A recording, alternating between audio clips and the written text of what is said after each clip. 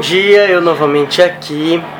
Para aqueles que não me conhecem, eu me chamo Robledo e estou fazendo novamente um vídeo aqui para vocês, para o canal. Hoje eu irei farei uma tag de perguntas mais frequentes sobre o ciclo do nitrogênio. Eu fiz aqui, arrumei aqui as perguntas mais frequentes que os alunos de oceanografia têm feito para mim e agora eu estou trazendo aqui para vocês do canal, né? Então bora lá começar, né, com a tag. Bem, a primeira pergunta fala aqui, não vou falar o nome dos alunos, tá? Na superfície, qual é a espécie de nitrogênio mais comum?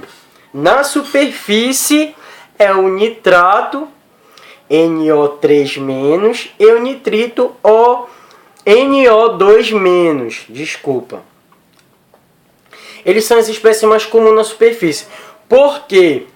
Porque na superfície, além de ter atividade fitoplanctônica, né, a atividade de fotossíntese realizada pelas algas, né, fitoplanctônicas, que produzem o oxigênio, né, dissolvido, que vai interagir com o íon amônio, né, transformando ela em nitrato e nitrito. Além disso, tem as trocas gasosas da superfície da água com a atmosfera, né? Existem trocas gasosas que, no caso, a atmosfera inclusive é considerada uma das maiores fontes de oxigênio dissolvido para os estuários amazônicos, né? Então fica aí, inclusive, um exemplo aí. Então, na superfície, são as espécies mais comuns, são o nitrato e o nitrito. Bem, olha, eu vou acrescentando na pergunta aqui, feita, a espécie de nitrato e nitrito, que são comuns onde? São comuns onde existe concentrações consideráveis, ou então onde existe oxigênio dissolvido disponível. Às vezes geralmente está até na termoclina, até um pouquinho mais abaixo da termoclina, e às vezes, né, assim, tal, onde tiver oxigênio, tem oxigênio dissolvido, tem as formas de nitrato e nitrito. Com assim, a profundidade, né, vai aumentando a profundidade, vai diminuindo essas concentrações de nitrato e nitrito, deixando bem claro, e vai aí com a profundidade você vai encontrando umas espécies mais reduzidas, como o íon amônio, né? E a amônia, assim, só para você ter. Quando eu falei da ternoclina, só para acrescentar mais ainda, é porque na ternoclina, aquela diferença de temperatura, é geralmente onde estão as algas, acima da ternoclina, estão as algas. Então lá tem a produção de oxigênio dissolvido, logo tem as espécies de nitrato e nitrito. Bem, não enrolando muito aí, sim, a segunda pergunta, dada por outro aluno aí de oceanografia. Qual é a relação entre as zonas de ressurgências e as espécies de nitrogênio? Bem, qual é a relação? As zonas de ressurgências são zonas onde ressurge o quê? Nutrientes, né? Nutrientes. Nisso, com certeza, tem as espécies de nitrogênio. As espécies de nitrogênio que tem todas. Tem o nitrato, nitrito e o amônio e a amônia. Tem todos. Quanto mais próximo da superfície, eu já disse, tem nitrato e nitrito. Quanto mais profundo, vai ter o amônio e a amônia. Só para finalizar a pergunta. Certo. A segunda pergunta já foi. Bem, terceira pergunta. Qual é a sequência de preferência das espécies de nitrogênio a serem consumidos pelo fitoplâncton? Primeiramente, a espécie preferida para ser consumida pelos fitoplânctons é o íon amônio, que não tem gasto de energia. O segundo é o nitrito. E o terceiro é o nitrato. O nitrito e o nitrato tem gasto de energia, né? Mas às vezes é só essas espécies mesmo que elas podem consumir já que essas espécies estão na superfície, as algas estão na superfície também. Então, geralmente são essas espécies que eles consomem. Mas eles preferem, né, primeiramente, o íon amônio se tiver disponível, né? Tá. Aqui a quarta pergunta. Quais as espécies de nitrogênio que são mais comuns de serem consumidos pelos produtores? Bem, eu já falei aqui, né? Falei aqui. O mais comum é o nitrato e o nitrito a ser consumido.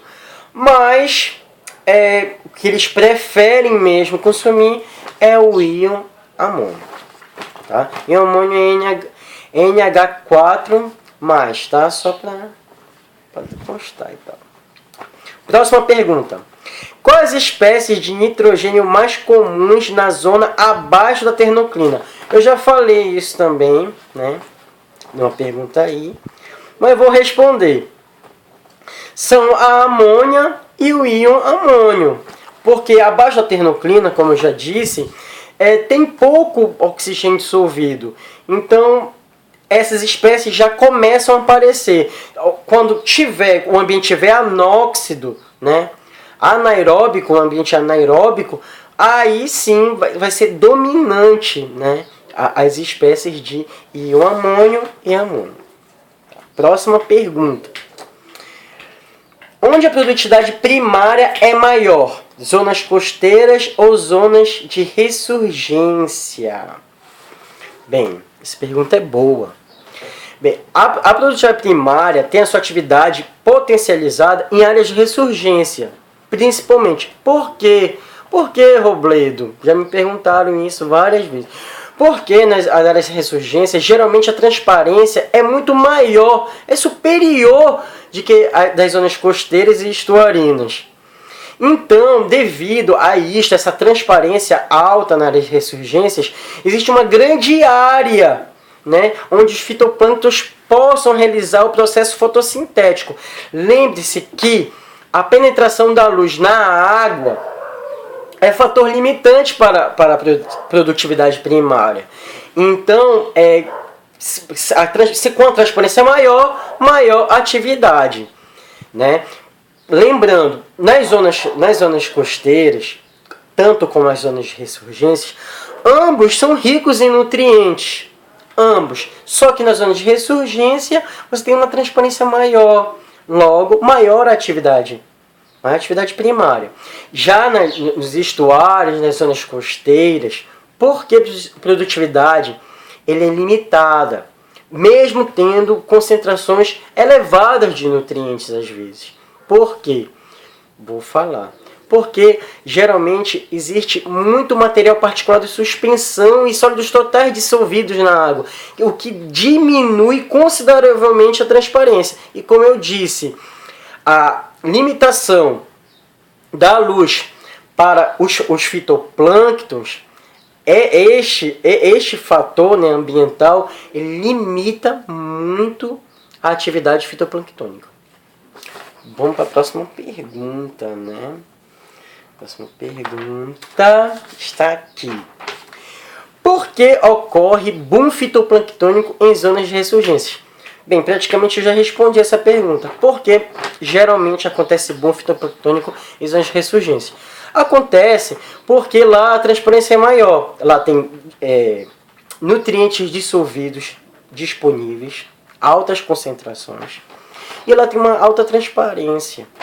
Então, essa combinação desses dois fatores ambientais faz com que frequentemente ocorra um boom fitoplânctônico lá, nessas zonas. Próxima pergunta. Robledo. A remineralização da matéria orgânica ocorre em toda a coluna d'água. Por quê? Bem, não ocorre em toda coluna d'água, não. Não é bem assim. Depende. Por quê? Para que ocorra a remineralização da matéria orgânica, precisa do oxigênio dissolvido. Às vezes, em profundidades altas, ou até mesmo no sedimento, não existe mais oxigênio. Em algumas áreas, né, não tem mais oxigênio dissolvido. Logo, não vai ter eliminação do oxigênio dissolvido. Entendeu? Então, é isso, geralmente é isso que acontece, né? E tal. Próxima pergunta. Para onde vai toda a matéria-prima da formação das espécies de nitrogênio? Bem, boa pergunta essa. Bem, para onde vão toda essa matéria-prima, né? Toda essa matéria orgânica dissolvida e principalmente particulada? Para onde vai? Vai para a plataforma continental, se deposita lá, primeiramente. Depois talude e depois sopé. São as áreas, essas três zonas, né? Primeiro a plataforma, depois o talude, depois o sopé. São as 3 zonas que depositam, tem um grande depósito de matéria orgânica, né? Que são bacias, conhecidas, principalmente a plataforma continental, conhecidas como bacias sedimentares. A próxima pergunta, é a última pergunta. Como esses depósitos de matéria orgânica dissolvida e matéria orgânica particulada retornam ao ciclo de nitrogênio? Através de circulação, correntes e zonas de ressurgências, eles voltam para o sistema. É basicamente isso.